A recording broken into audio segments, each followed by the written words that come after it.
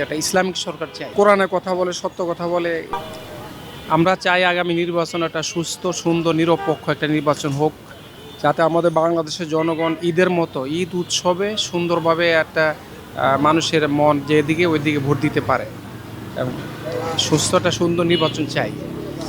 এর আগে আপনারা ভোট দিতে পেরেছেন কিনা? না, এর আগে আমরা 3বার ভোট দিতে পারিনি। ভোট কেন্দ্রে গিয়ে আপনাদের সাথে কি ঘটেছিল? ভোট কেন্দ্রে যাইতেই দেয় না, বলছে ভোট দেওয়া হয়ে গেছে, চলে যান। ভোট মানে দিনে ভোট রাত্রি হয়ে গেছে। ভোট কেন্দ্রে যাওয়ার আগে ভোট দেওয়া হয়েছে, ভোট দেওয়া লাগবে না আপনাদের। এই ডক্টর ইউনূসের অধীনে এই নির্বাচনে এমন কি ঘটবে কিনা আপনার কি আমরা আশা করি সামনে একটা নিরপেক্ষ সুস্থ নির্বাচন হবে ডক্টর ইউনূসের অধীনে।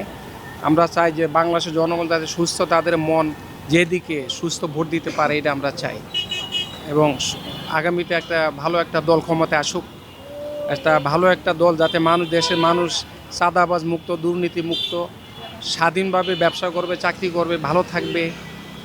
এমন একটা সরকার চাই আগামীতে, একটা ইসলামিক সরকার চাই, একটা ইসলামিক সরকার চাই। আগামী নির্বাচনে কাকে ভোট দিতে চান আপনি?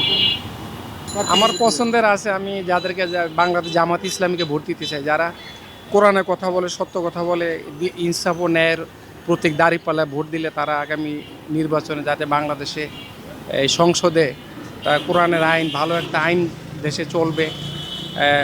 মদিনার সনদের আলোকে ইসলামী রাষ্ট্র গঠন হইলে বাংলাদেশের মানুষ ভালো থাকবে আশা করি। জামাত ইসলাম সরকার গঠন করে সেই ক্ষেত্রে কতটা দুর্নীতি, চাঁদাবাজ এগুলো মুক্ত হবে?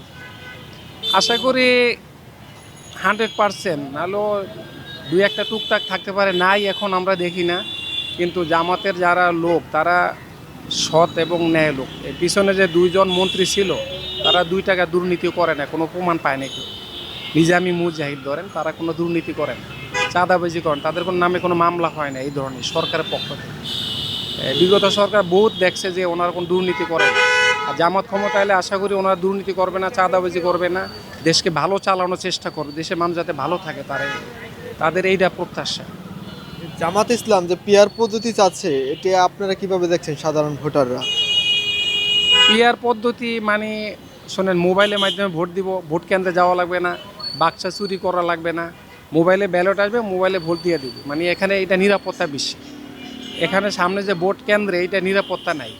এখানে জুলুম করবে যেই দল বেশি, এরা চেষ্টা করবো ভোট ছিনিয়ে নেওয়ার জন্য, বাক্সা সিল পিটিআই এইভাবে নেওয়ার জন্য, যাওয়ার জন্য এক দল আছে চেষ্টা করবে। কিন্তু পিআর পদ্ধতি হলে আশা করি ভোটটা সুস্থ সুন্দর হবে, সবাই তার মত সুন্দরভাবে প্রকাশ করতে পারে।